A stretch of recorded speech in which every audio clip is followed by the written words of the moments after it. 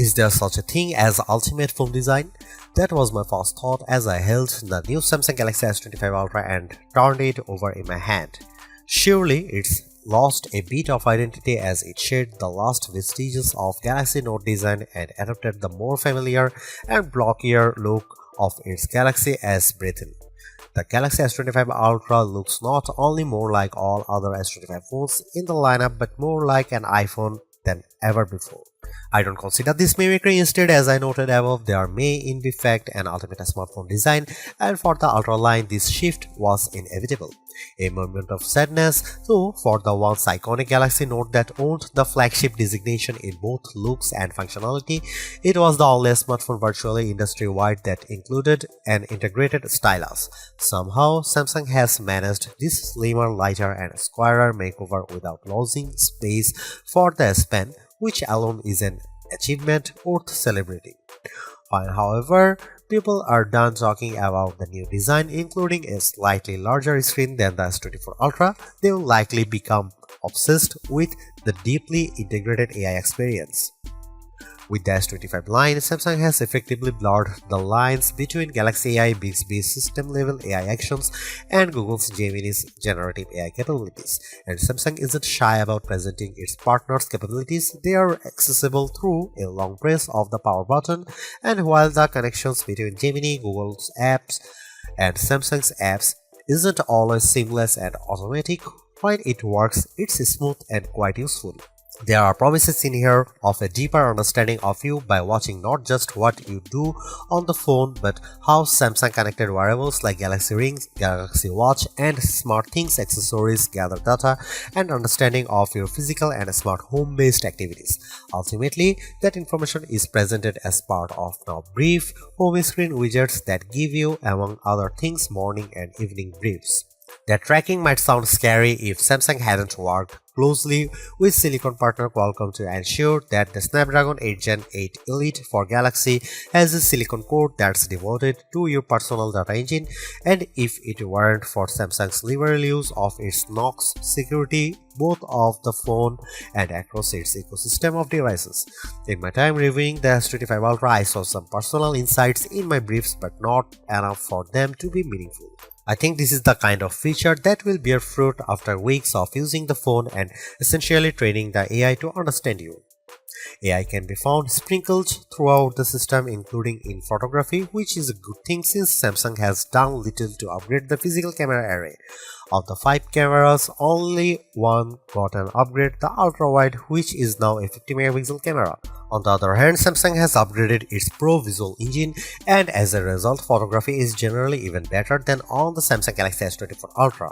And if your photographic skills aren't up to snuff, you can now ask Gemini to suggest changes based on the quality of your own photos.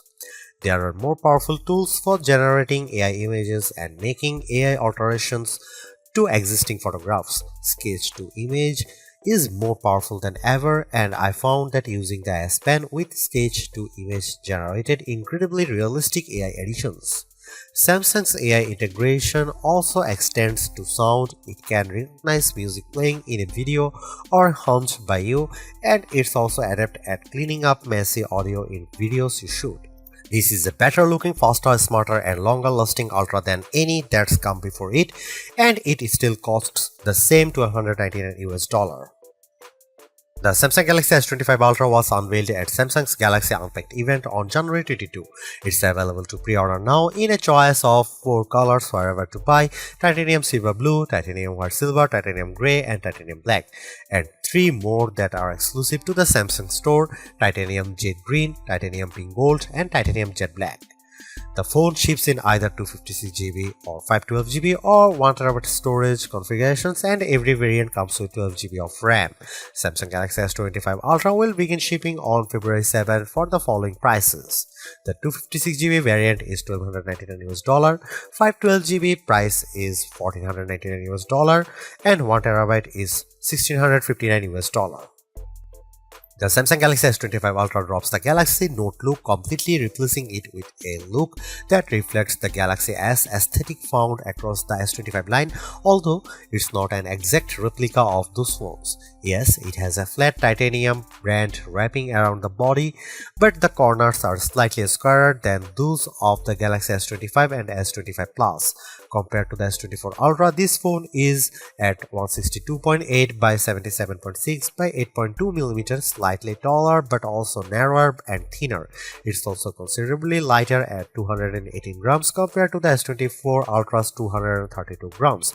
That's the difference I noticed when I held the phone in my hand, and yes, that's lighter than Apple's iPhone 16 Pro Max, which weighs in at 227 grams. I give Samsung credit here for making a lighter phone that somehow still has room for the 5000 mAh battery and to stow the S Pen. Despite the significant changes alteration, there aren't a lot of other design changes. The volume rocker and power sleeve or Gemini button are in the same relative position, while Samsung has shifted the antenna cutout from that side to the top of the opposite edge. On the bottom is the same USB-C charging and data port, a wide slot for the base speaker, the S Pen slot, and a SIM slot. That last slot is notable because while Apple's iPhone line in the US only offers eSIM support, the S25 Ultra offers a standard SIM and eSIM and includes dual SIM support. While the S25 Ultra's body is titanium, the front and back are swaddled in Gorilla Glass Armor 2, which includes the extra protection of ceramic. However, while this material might protect the phone from drops, it's still not scratch proof, and even though I have taken extreme care with my review unit, I'm still noticing some long scratches on the display. They are not deep and they are not noticeable when the screen is off. Still, I wait the day when a smartphone manufacturer can deliver a truly scratch proof display.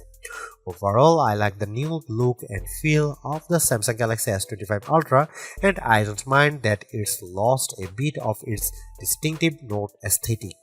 This is a big screen handset that I enjoy holding and using. Samsung has managed to make the Galaxy S25 Ultra screen 6.9 inches, that's 0.1 inches larger than the S24 Ultra's screen, and it's all thanks to a 15% smaller bezel surrounding the display.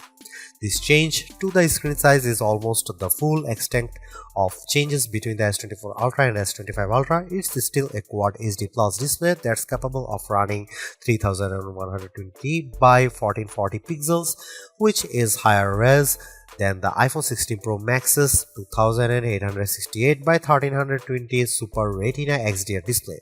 You won't see that S25's Quad HD Plus resolution though unless you dig into setting and switch from the default Full HD Plus resolution, and there's a good reason to leave well enough alone, as the Full HD Plus resolution looks excellent in most situations and you will get better battery life by sticking with the lower resolution. This is still an adaptive refresh rate display, auto switching from 1Hz to 120Hz on an as needed basis. Again, you can save a bit of battery life by switching to 60Hz, but the battery smooth motion is, in my opinion, worth the trade-off. There is one notable update that's not to the display itself, but the display is where you will see it. ProScaler is an image upscaling technology adapted from Samsung's TV Tech. The ability to upscale any lower resolution content is powered by silicon and might come in handy if, say, you are playing an old game or watching an old video on the Quad HD Plus screen. It's a beautiful, perfectly flat screen, and unlike on the iPhone 16 Pro Max, there's no large island cutout for cameras, sensors, and information. Instead, there's just a small circular cutout for the 12-megapixel front-facing camera, and it's not something you notice while watching movies, playing games, browsing the web, or engaging with Gemini. Underneath the screen is an ultrasonic fingerprint reader. I initially only registered my thumb, but found that the scanner sometimes struggled to read my print. My skin is incredibly dry right now, so that might have contributed to the flakiness.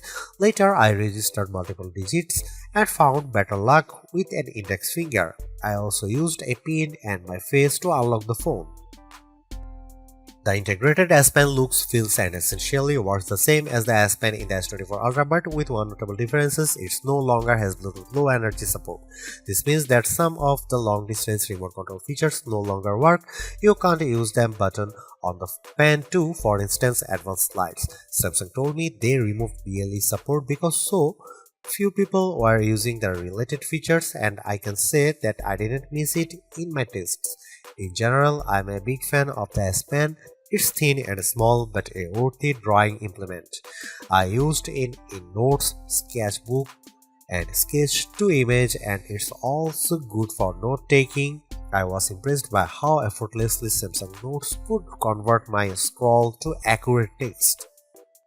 At a glance, the Samsung Galaxy S25 Ultra camera area looks unchanged from the S24 Ultras, but Samsung has given the array a visual upgrade. All the lenses now appear to almost float above the chassis. It's a neat effect, but for the most part it's a skin-deep alteration, and Samsung has left almost all the camera aspects unchanged. Here is what you will find on the S25 Ultra. You get the same 200 megapixel main sensor, 50 megapixel 5x telephoto, 10 megapixel 3x telephoto, and 12 megapixel front shooter found on Samsung's previous Ultra model. The only new camera of the bunch is the 50 megapixel ultra wide. More pixels here mean better low light performance for ultra wide shots and more detailed macro shots. As evidenced in my test, this is mostly because the camera defaults to bind shooting, which means it's combining roughly 4 pixels for each one in the final image. Similarly, you will do most of your 200 megapixel main camera shooting in a pixel binned 12 megapixel mode. Here are some camera samples of Samsung Galaxy S25 Ultra.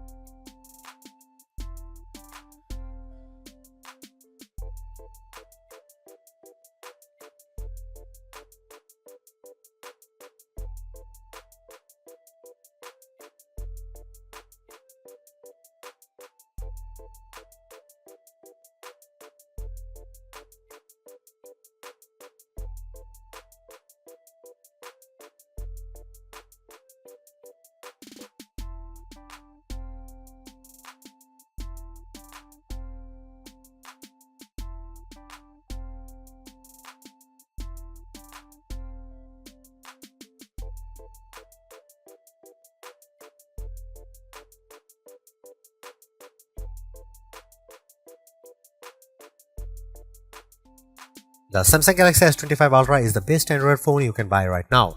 Interacting with AI has never felt more natural or useful. In addition, the phone's gorgeous screen, helpful S Pen, solid battery life, and class-leading power all contribute to Samsung's most well-rounded offering.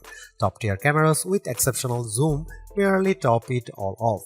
You can get a similar overall experience from the Galaxy S25 Plus and the Pixel 9 Pro XL for less money, but with a slightly smaller screen and without the stylus. For anyone seeking the ultimate Android phone too, the Galaxy S25 Ultra is our editor's choice winner.